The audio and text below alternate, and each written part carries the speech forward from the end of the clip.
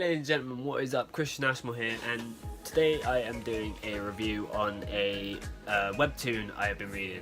Webtoon is an app which has many stories on it. I'm not sure whether they're all sort of professional creators or they're all just sort of like first time creators, but yeah, I've read a few of them. I'm reading a few of them, but today I'm talking about one specifically. Now, I've actually been talking to the creators of this one as well.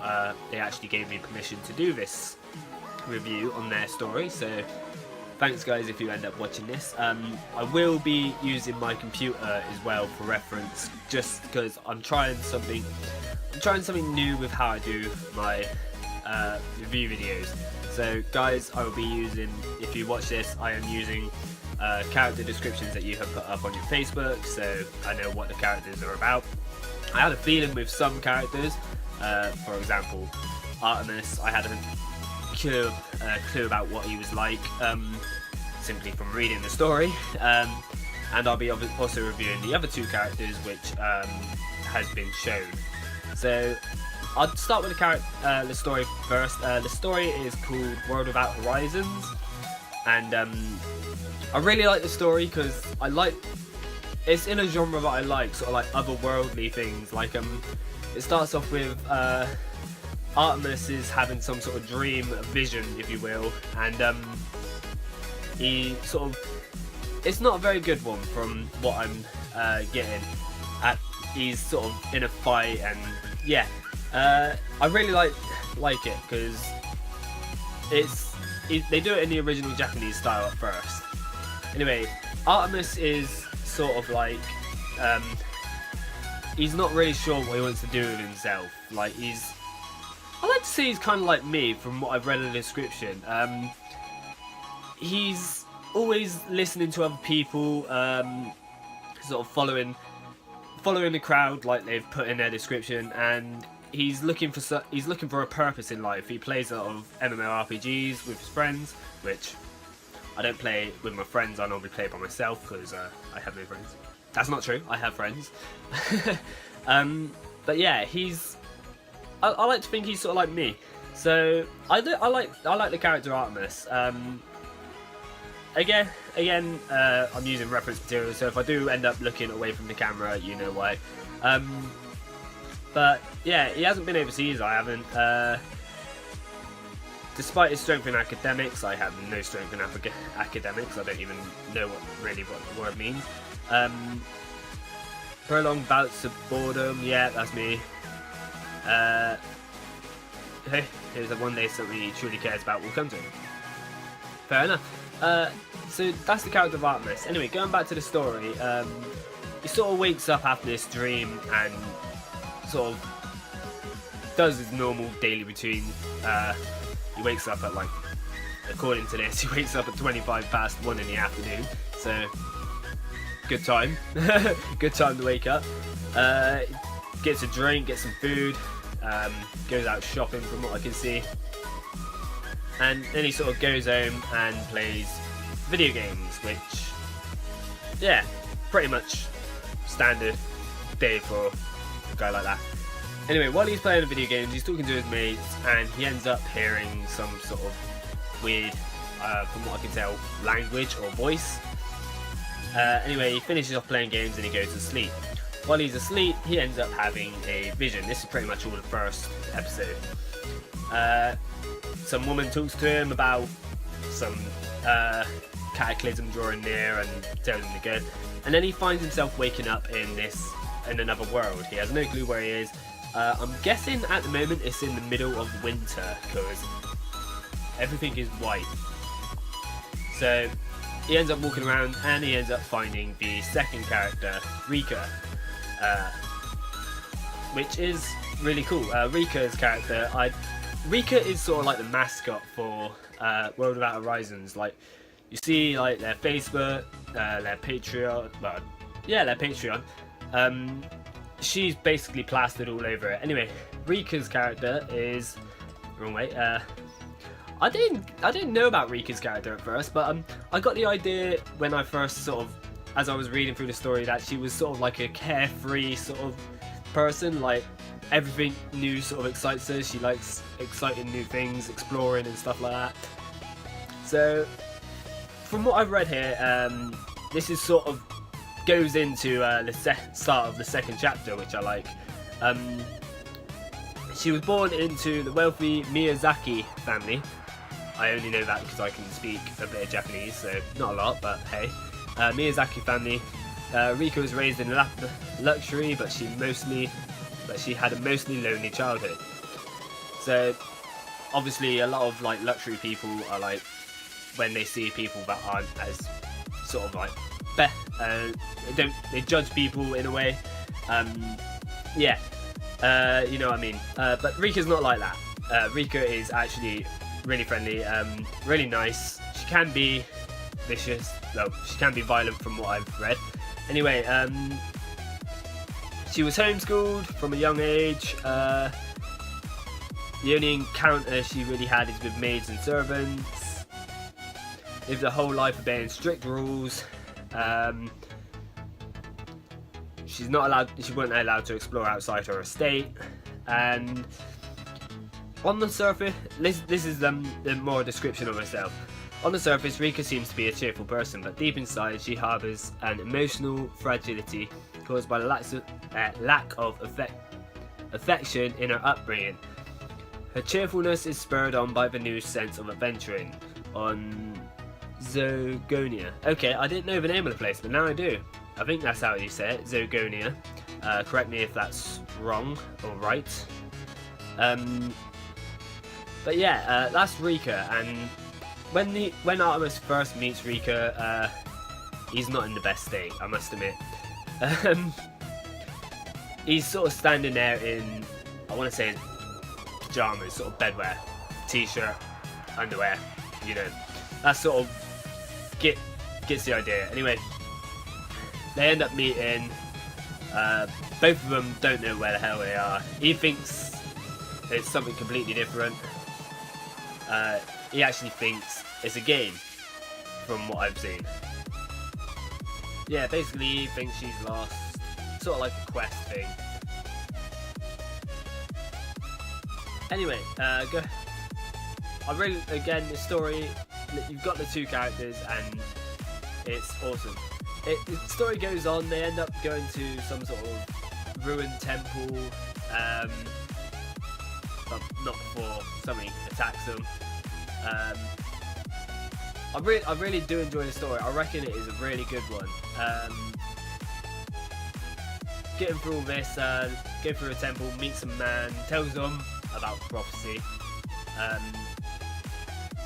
and they end up sort of training, like using magic and stuff like that, because the world they're in is magic. Anyway, again, Artemis all thinks this is some sort of game, so he's sort of doing what he would do in a game, if you will. But he's making it apparent that he thinks everyone around him is NPCs and he is normal. He has a bit of a... Anyway, the story goes on, and basically the whole story is them trying to find a scroll to try and get back to their world.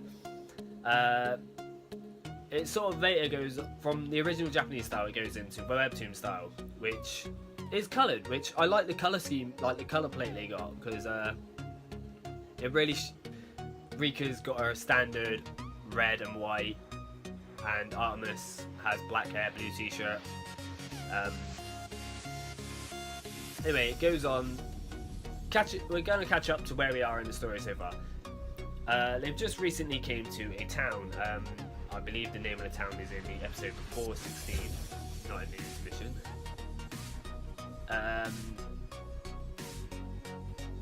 No, it's not. It's in before 16, so it's in 13.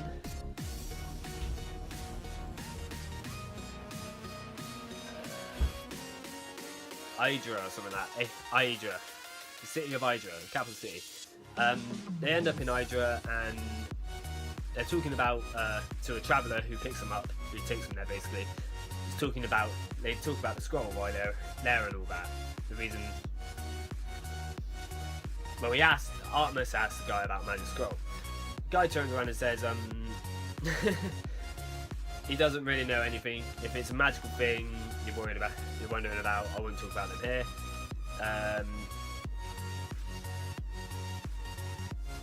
Basically goes on saying anything magic related. Let's just say that anything to do with magic is related to the person who runs the city. Basically, the ruler of the city is collecting magical items, from what I can tell. Anyway, long story short, his guy comes in talking about basically an elixir which gives you endless life, basically the fountain of youth, which has appeared in loads of stories. So I'm not gonna judge. I don't judge people's stories because I'm not amazing myself. Anyway, they're talking about it. It goes on. Artemis and Rika end up causing a bit of ruckus in the city, which gets them caught and basically taken to the king. So, where is it? Scroll. There it is. This is the latest episode. They get taken to the king, and basically, where is it? The councillor for the king seems to think those people, Artemis and Rika, are worthy of something. Maybe of use of them, and the king's wondering why. Anyway, while that's going on, Artemis spots a scroll behind the king, which I'm guessing is the one they're after. It's always good. I like that because they've seen their goal and they know where it is, so they've just got to try and get it. Anyway, the advisor, there we go. He's the king's advisor. Sweet. Thank you for that. Anyway, the king basically says, okay, my advisor thinks you could be of some worth. Would you be able to acquire something for us? They ask what it is. The advisor basically says it's a liquid. Its contents are none of your business, but we know where it may be. Artemis, being suspicious, asks, what's in it for us? The king sort of laughs and says, what do you want? Artemis says the scroll. Now this is my sort of a little thing I will pick at, but again, this is just the latest episode. It could be explained in the next episode. The king just sort of laughs and says, you want a piece of paper? Fine, it's a deal then. As if there's nothing about it, it's just a piece of paper, it's not worth anything to him. Yet somehow it's all stacked up on his magic stuff. I'd have been a bit suspicious, been like, why this paper? But again, this could be happening in the next episode, I don't know. But he agrees to let them have it if they get the thing. I can sort of see what might happen in the future, but I won't spoil it for myself. I'll say what I think will happen. They go to acquire the liquid for the king. The king gets a bit suspicious about it and wonders what's so special about this scroll. And then when they eventually return with the liquid, a big battle. He refuses to give them the scroll. Big battle is so that's what I assume will happen. I'm sorry if I have sort of ruined the story for myself, but don't tell me if I have. Don't tell me if I haven't. I prefer to find out because I'm really enjoying the story. Anyway, they agree. They agree to the terms, and then basically kick him out of the castle. That's the story so far, and I really enjoy it. Every bit I've read, I've wanted to read more. I haven't got any problems with the story, just maybe that little bit, but it's not a big problem. But that's the main story. There also was another character which they introduced, which I don't know if she's in the new world or the old world. From what I can see, it's the old world. Anyway, that's the main story. Going on to, they have introduced another character called Stella. Now I'm not sure if Stella is set in the old world or the new world. Well, in the real world or this other world. But she's sort of like this badass general person. From what I can tell, it's sort of in the real world. Although weird stuff happens in the real world. Anyway, Stella, I don't know if she's going to come into the story later on as well, or if this is sort of like a separate sort of side story, but let's see what it says about Stella, because I haven't actually read what it says about Stella yet. Stella Cruxhole, an enigma with ties to a man known as General Elusiver. I don't know. I struggle with names, by the way. She takes the fight to protect the last bastion of powerless humans in the world without horizons. So it probably is set in this other world. All who dare oppose her fall before the might of her scythe, face a swift and merciless death. Not bad. What lies behind that cold and calm exterior of a human being? So, they haven't really revealed much about Stella. So, it's interesting to see how she's going to come into the story later.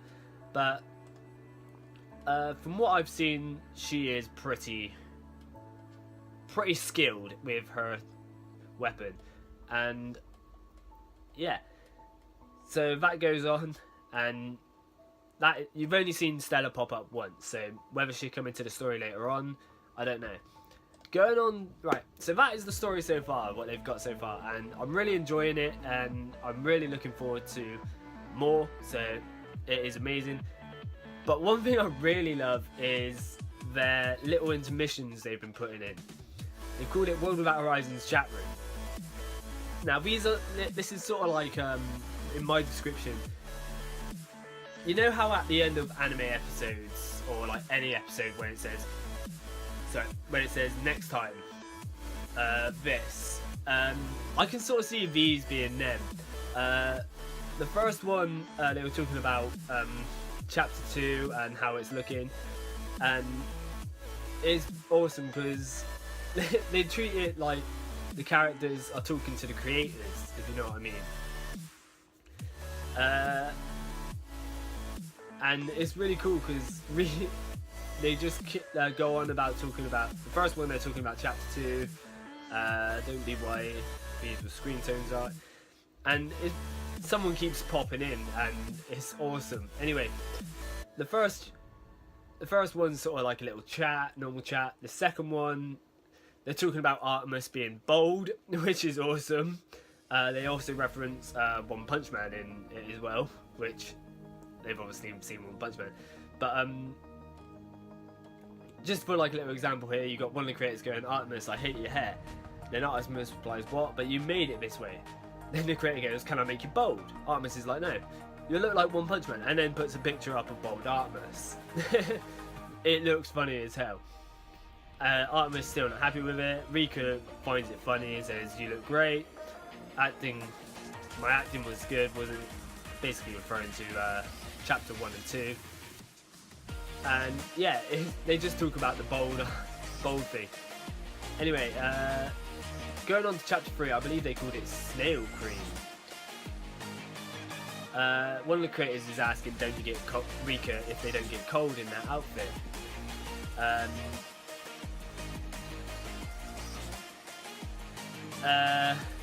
And I never gave you proper winter garment. And then Artemis sort of pops in and goes, hey, what about me? Having me start in a thin shirt and boxer shorts was okay. And Rika says, oh, you seem to be doing fine, and puts his panel up. Artemis is like, point taken, fair enough. They go on and they talk about, I mean, I did notice he looks a little more mature in this. You mean, oh, yeah. Well, they do say cold weather is rough on the skin. That should apply to you. And this is where it goes into the funny part. She mentions about her moisturizer, which is called Snail Cream, and Artemis just puts a Photoshop picture up of a snail. Anyway, that's really good. My favourite intermissions so far has to be the latest one, because what they've done is, while they were going through the creation process, obviously they've noticed mistakes. They must have like checked it before they put it up, and they noticed a few mistakes. So, is it in this one? No, that's not the latest one. Chapter 4 is talking about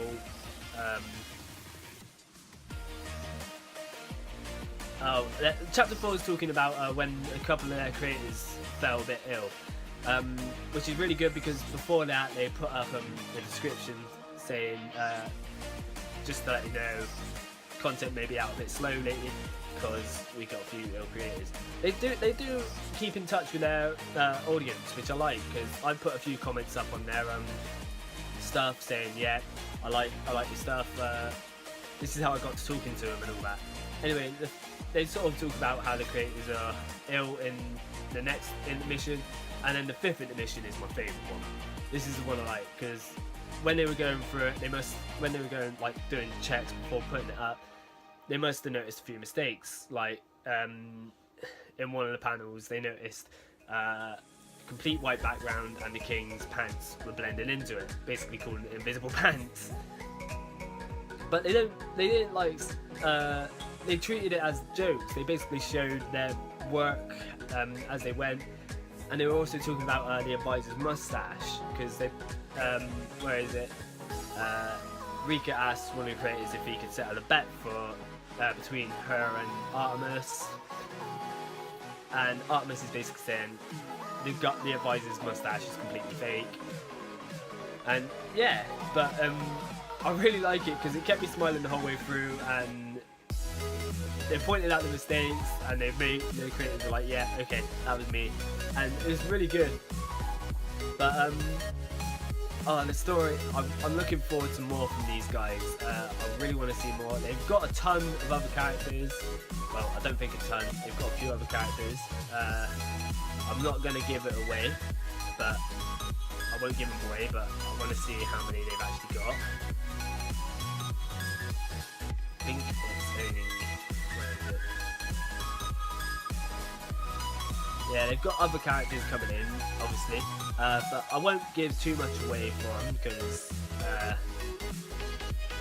they sort of give it away themselves in the story, in the stories a bit. But World of Horizons is one that I really enjoy reading. Again, like I said, I like the otherworldly factor. I love the comedy. I love everything in it. I haven't got any issues with the story, bar that little suspicion thing at the moment. But again, that may appear in the next chapter. I don't know, because they haven't released it yet. But the guys are amazing. They want so much. They want to do so much for this story, and I'm really hoping they do it. So I would recommend reading this one. You can find it on their webtoon. You can actually join on their Discord and talk to the creators as well, which I really like, because they actually interact with the audience. But depending on where you're from, it may be sort of spaced, because where they're from and where I'm from, the time zones are completely different. So yeah, but they've got, from what I've heard from them, they've got so much plans with the story, and I really wish them the best of luck, because I'm looking forward to reading more and hopefully seeing more stuff from them in the future, because I'd actually love to see this sort of go as an anime. And yeah, so I hope I've done my review justice. It is, again, a great story so far. No issues with it whatsoever. The intermissions are funny. I love how you keep us updated with, like, if anything goes wrong with the creator or so on and so forth. And I do look forward to seeing more of the story. So keep it up, guys. Like you've said to me, well, like we discussed, I'm a new creator. You guys are new to creating. The story was actually done by one of their creators, and they wanted to vamp it to a webcomic. So they sort of I want to say overhauling. I think I'm using that term right. They're taking the story and updating it. I think I'm using that term right. But yeah, again, if you watch this, guys, keep it up. It is a great story. I'm looking forward to more. I don't want the story ruined for me, but where I've seen so many stories in the past, I have a rough idea of what might happen. So as I was saying, guys, check it out. It is a great story. I really enjoy looking for more from these guys. And yeah, until next time, I shall see you around. Goodbye.